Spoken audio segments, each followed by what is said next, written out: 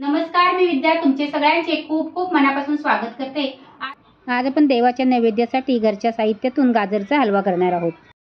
इथे मी 600 ग्रॅम गाजर घेतलेले आहेत। त्याच्यावरती असणारी माती काढून टाकून स्वच्छ अशी धुवून घेतलेली आहेत आणि किसून घेतलेली आहे।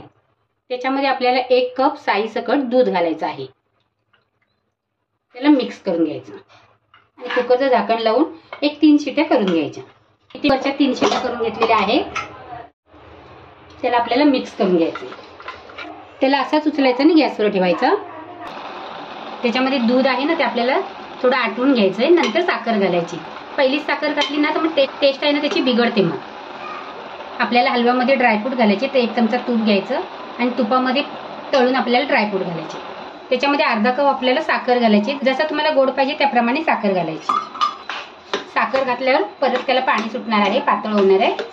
मग घट्ट होईपर्यंत आपल्याला ह्याला शिजवून घ्यायचं। त्याच्यामध्ये हे आपले ड्रायफ्रूट आहेत, काजू आणि बदाम आहेत ते घालायचे। छोटा 1 चमचा वेलची पावडर,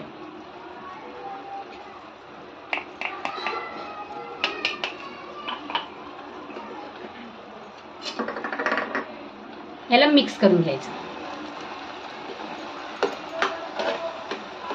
आणि हलवा म्हटले ना तर जास्त एकदम सुका पण करायचा नाहीये आणि एकदम पातळ पण करायचं नाही, पण रसरशीत पाहिजे खायला।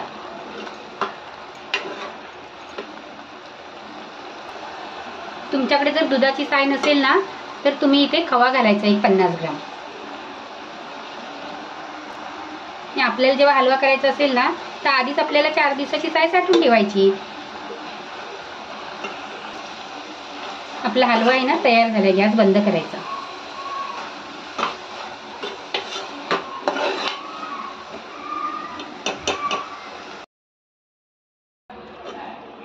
आज आपण देवाच्या नैवेद्यासाठी झटपट असा कुकरमध्ये बिना माव्याचा